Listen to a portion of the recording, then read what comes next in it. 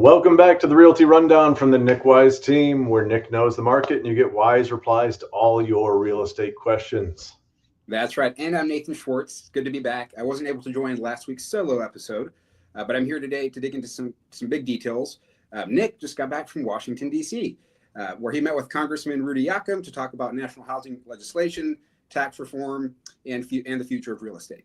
Yeah, that's right. So in this episode, we're going to basically pack it with policy talk. Really thrilling stuff, but we'll try and bring it home and make it relevant to everybody.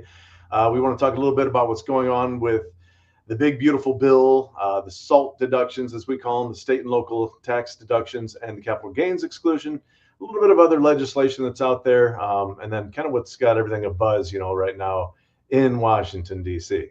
Yeah. So, Nick, first things first, what was the goal of your Hill visit? Yeah, so this is the fifth year that I've gone out there, fourth year as a federal political coordinator. First time I went out, actually, I met with Jackie Walorski, with Chrissy Claus, who's an amazing agent as well. And she was the previous federal political coordinator assigned to Jackie Walorski. And then, unfortunately, when she passed and Rudy Yakym took over, I became Rudy's guy. So basically, my job is to go out there, meet with Congressman Yakym, and talk to him about legislation that we would like to see him sponsor, co-sponsor, or just be aware of. So when it does come up for a vote, he's aware of how that's going to affect our realtor community, but more so the Hoosier homeowners and the prospective Hoosier homeowners back home. So we're talking about things like the capital gains exclusion for primary residences and adjusting those SALT deduction caps. And then again, any other legislation that we feel like he needs to know about. Yeah. So let's break it down for the listeners. Why is the capital gains tax cap? Tongue-tied. Why is the capital gains cap a big deal? Yeah, it is a big deal, and it's bigger deal maybe in some areas like, Southern California. Maybe we shouldn't talk about Southern California right now with everything that's going on out there. But, areas where they've got really high home prices where, a 500 square foot house is going to cost you $1 million. But even out here, in Northern Indiana, we've got a lot of properties that are, selling for substantial values. And if they've been in a home, in a homestead for a long time, that capital gains exclusion is not going to apply. These people are going to have to pay taxes on their primary residence. And just for starters, I don't feel like that's right. Almost to any amount. Like if it's your home and you've been there for at least 2 out of the last 5 years, that's your primary residence. And, to sell that and to have the government take a chunk of that, as capital gains taxes, I don't love the thought of that. But more so, the issue is that the limits that were set in place happened in 1997. And as we talked about 2 weeks ago, home values have gone up dramatically since 1997, obviously. They've gone up dramatically since 2017, let alone 1997. And yet this capital gains tax exclusion amount of $250,000 for a single individual has not changed in all that time. So basically, if you gain more than $250,000 on your home and you're a single homeowner, you're going to have to pay capital gains taxes on any additional gain that you made on that home. So if you bought it, in 1997 for $50,000, and there were homes for $50,000 back then, and now you're selling it for $300,000, anything over that, you're going to have to pay a capital gains on. So we really would like to see that adjusted upward. We really like to see it double. Just to give you an example of how this works, I've actually got a couple that I'm working with right now. They're probably not going to come on the market for a little bit. And one of the reasons that they've been delaying for the last few years is they're going to get hit with this. Wow. Their home is probably going to sell for around $700,000. And, they paid almost nothing for it in 1974 when it was built. Wow. So it's almost all going to be gains. Now they can exclude, because they're a married couple, they can exclude $500,000 of that, but they're going to still get hit on a capital gains of $200,000 or so. Wow. Less some of the other expenses, and talk to your accountant and figure out what you can deduct. Right. Well, but they're going to get hit with a pretty nasty amount. I'm thinking from my analysis, a minimum of $25,000 in taxes. And that's money that they could have gone toward their true retirement, because they are retired already and they need the money. And if not, it can go to moving costs, helping grandkids with college, long-term care, all these different things that people expect to be able to use their nest egg for. The danger is that some of it's going to get sucked away and get sent off to the government for them to use on God knows what. Yeah, right. So what about transitioning? What about the SALT deduction? So the SALT deduction is that state and local taxes deduction. Again, in the bigger areas in New York and California, That's a little bit more in play, where they have some higher taxes. But essentially, you're able to deduct up to $10,000 of taxes that you're paying under federal law right now. The proposal on the big beautiful bill is that you can jump that up to $40,000 that you'll be able to deduct. So, a huge difference. And again, we're maybe not pushing super hard for that one here in District 2 of Indiana because it's generally going to help some of the more, how do I turn this without upsetting you? I'm not going to term it at all. But, in some areas of the country, it's going to help people more than maybe it would help here. But it is something that, again, has not been adjusted for a long time. Probably should be adjusted. It can help middle income families, the few middle income families that still exist in this country. I think it would really go to help them. So that's something that we're really trying to do as well, is just at least be aware of that and look at that as an option. The problem is, how do you pay for that? When you increase this deduction, that means less money coming in, and we've still got all this money going out. Right. Yeah. And you mentioned it a couple of times, but the big beautiful bill. So it's a huge piece of legislation. What's your take on it? I'm trying to remember what Elon called it. Wasn't it like the little terrible bill or something like that, or the big terrible bill or something like that? Big ugly bill, I think, or something like that. Yeah. And I think I can mention Elon here on the podcast. When I was at the White House last week, I was definitely told not to mention Elon's name at all, because that was like the day that the fighting kicked off.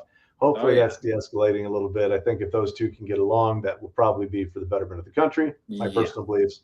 You don't have to like either one. I don't necessarily love either one either, but at the end of the day, we don't need that kind of fighting. It's embarrassing, if nothing else. Anyway, so as a fiscal conservative, I'm all for cutting taxes, supporting families, supporting homeowners.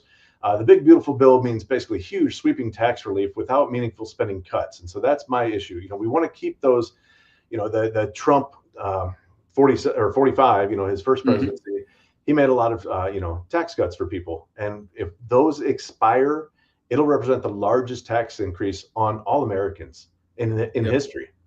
So we obviously have to do something. We don't want everybody's taxes to jump up to a ridiculous amount. But the issue is here, we're talking about billions in tax cuts with this legislation, but we don't have a true roadmap to reducing the national debt. We're actually adding to it. We're adding to it in the trillions. So then we've got issues like, again, are we going to deal with inflation? Is that going to come back?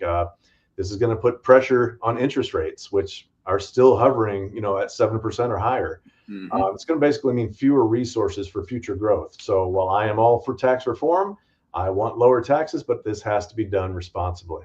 Yeah, I'd agree with that. Are there any other pieces of legislation that you talked about with the congressman? Yeah, and so these are some of the things that I get a little bit more excited about, because I think they kind of take care of themselves, instead of just cutting taxes and be like, well, how are we going to pay for stuff? Well, you cut that stuff too. It's always great when you can find legislation that can kind of do both things at the same time. So, for example, there's legislation out there called Revitalizing Downtowns and Main Street Act.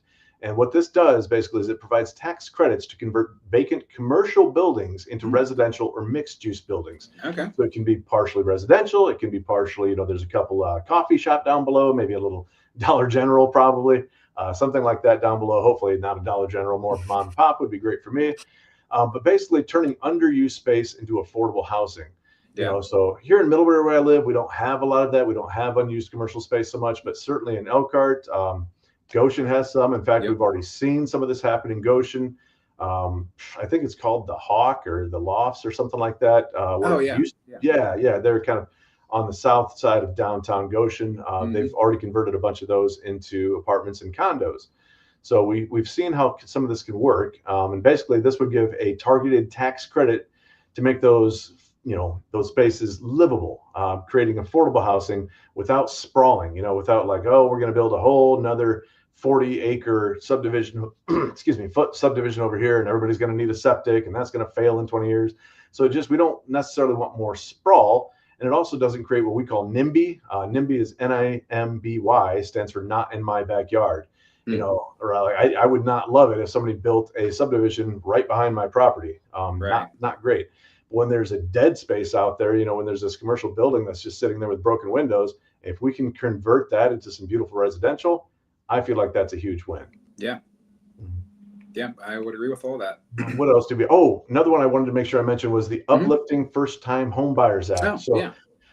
This one's a little bit more complex, but I'll try and get it really simplified here. Essentially, right now, IRA withdrawal. So you've got an IRA, you've been saving, let's say you've put away $10,000, and suddenly you decide, hey, I want to buy a house. The time is right for me to buy a house. Right now, you can use $10,000 from your IRA. You can pull it out, use it towards your down payment, and you will not get hit with a penalty for doing so. Okay. Well, $10,000, Nate, I mean, you work with buyers every single day. How many of them are putting down $10,000? And I mean, not many of them. Right. I mean, there are some programs out there, like if you're going to get an FHA loan, right, you're going to have $10,000 just as your down payment, let alone your closing costs, and that's on a $300,000 home. Now we're getting up a little bit higher. You want to put 20% down, obviously, is the magic number, avoiding that mortgage insurance premium. We want to see that increase somewhere closer to $50,000. Hey, this is people's money anyway. They're using it to buy a home. It's not like we're letting them take out $50,000 to go buy a boat, which would be cool too. But yeah, to buy a home, which, as we know, just absolutely stimulates the economy. I forget the exact number, but when somebody buys a home, if they stay there for 30 years, they're basically going to pump something around $1 million back into that local economy. And what they do, fixing up the home, paying property taxes on the home, all those different things contribute back. So more homeowners, and this, again, it's for first-time home buyers. The more people we can get into homes, the better we're all going to be. So I was going to say, first-time home buyers, usually they're looking, how little can I put down? But then, we see the ones where they're already rolling equity in from their previous purchase. A lot of those guys can easily roll in, $30,000 to $50,000 from their previous purchase. But yeah, your first-time home buyers struggle to get that much money together. So Yep. And this really rewards people that have been responsible, right? They're saving for their future. They're putting money in that IRA, and this is kind of along that same line. An IRA, giant, it's their savings account. It's one of your best savings vessels. Well, so is buying a home. In fact, I personally think it's a better savings account because, your home is going to appreciate in value. Your IRA, you may invest that in stocks and you may make some mistakes. Home is going to go up in value, if you're going to stay there long term. So I think it's a huge win. There's definitely families that I've got in mind for this. If we can get this legislation pushed through, I think it would definitely help people who have been responsible, who aren't asking for a handout, that are saying, hey, can I just use some of my own money to buy a home and not have to pay a penalty to the government to do so? So anytime you can do that, big fan right here. Yeah, no, I would agree. There's also been some big news from NAR. What stood out to you? Yeah. So unless you're a realtor, this is not super exciting. NAR is, again, the National Association of Realtors. So in DC, they get together as well. We have our whole board out there, our national board, and all these different, committees that meet out there. It's quite a to-do. But one of the things they were able to do is pass the NAR budget, which is awesome. That's a big budget too. I should have the numbers. I don't, but it's a lot. They collect a lot of money and then they use a lot of money. And basically what they're doing with that is they're trying to support our legal defenses, of which we've had to do quite a bit of lately. We're trying to build tech tools to make it easier for not only agents, but for home buyers to find homes, to communicate with their agent, and then general advocacy efforts, which is exactly what I do out there. I go out there as an advocate for Hoosier homeowners, trying to talk to Congressman Rudy Yakym in particular about what can we do? How do we get more people in homes? So there's a big portion of their budget that is denoted to that. The other one that is super boring for most people, I guess it's not boring for anybody because this affects everybody, but we're basically trying to codify some ethics language. So Nate, as you know, right now, you're writing up a purchase agreement and I'm presenting that purchase agreement or I'm listing a home. There's a section on there that details fair housing, how we treat people that are in maybe underrepresented classes. And so right now, realtors have to adhere to that because we have agreed to do that for quite a while. But now we're trying to basically codify and add sexual orientation and gender identity to fair housing protections. And we're trying to codify that in the federal law. So even if you're not a realtor and you're just a real estate agent or perhaps even an auctioneer, you are still going to be required then to treat everybody fairly. At the end of the day, you and I can sit here, Nate, and be like, well, why wouldn't they? Why wouldn't anybody be treated fairly? That's the world we live in, right? And so this just gives some more protection for those protected classes that if they feel they've been discriminated against, they have an additional avenue now to go down and say, hey, we were misrepresented. We weren't treated fairly. We want some help. Yeah, absolutely. So what's the big takeaway or the biggest takeaway for our listeners? Yeah. The big, beautiful bill is what it is. We'll see what happens. It's in the Senate right now. They'll hopefully chop up some of it because it is almost a little too big and a little too beautiful, if you will. But, there are some things I'd like to see them take out of there, some things that are not really directly related to taxing and spending so much. There's some weird language in there. I think we might have talked about it 2 weeks ago, but there's some stuff in there about AI and how the federal government can use AI basically in any way they want. And state and local governments can't do anything about it for the period of the next 10 years. So say what you want about, whoever's representing us right now in Congress and in the White House. I don't love that. I think that just rewards the really big tech companies. I'm sure they're excited. I would imagine they were probably instrumental in getting that put into the big, beautiful bill. But there's things in there that I hope the Senate can look at. And I think we've got some great senators who are already looking at it. Let's chop some of that up. Let's maybe take a closer look at that SALT deduction. Again, that state and local taxes. Do we really need that to be bumped up fourfold? It's already $10,000. Do we need that to be exempt $40,000? Right. Is that probably? I mean, it does help middle income homeowners and middle income persons in this country, but it definitely helps some of our higher income people more than the lower income people. Right. And that's not the direction I feel like we need to be headed. We need to be lifting everybody up, and I'm a big fan of lifting up from the bottom, right? Yeah. So huge fan of that. So basically, I had a great time in DC. I got a tour of the West Wing of the White House. It was totally awesome. I got to take a little jaunt because I had about a day and a half in between where I didn't have meetings, and so I literally left my Hill visit with Congressman Yakym, rented a car, drove to Harper's Ferry, which is super cool old town. Nate, you got to go sometime. That's awesome. Take Joanna out there. You would love it. It's very chill, very laid back. It's at the confluence of two rivers, the Shenandoah and the Potomac, which goes all the way down to DC. Just gorgeous, man. So I spent a day there, and then part of the next day, drove up real quick to the Gettysburg battlefield, did a very nerdy tour of that, which was awesome as well. I love all that stuff. And really got rerouted, and just reminds me every time I do that of why I'm there and why I go out. And just, friends, if you're listening and if you're interested, I'm going to continue to do this until they tell me to stop. I'll keep going to DC. I'll keep advocating for you guys because I truly believe homeownership is the foundation of the American dream. Mm-hmm. It is the number one thing that we can all do. And I want to make sure it's protected. Yeah, absolutely. So, I guess that's it for today. That's it for this episode of the Realty Rundown. Again, big thanks to Congressman Rudy Yakym and his team. They're just amazing. They're always so receptive. I love the way they listen. It's such active listening. The questions bounce back and forth, and it was just a really wonderful meeting between myself and several other constituents here from District 2. And again, just thank you to Congressman Yakym and his team. You guys are awesome. Yeah, and don't forget, you can subscribe, leave a review, or shoot us your real estate questions. And remember, Nick knows and Wise replies.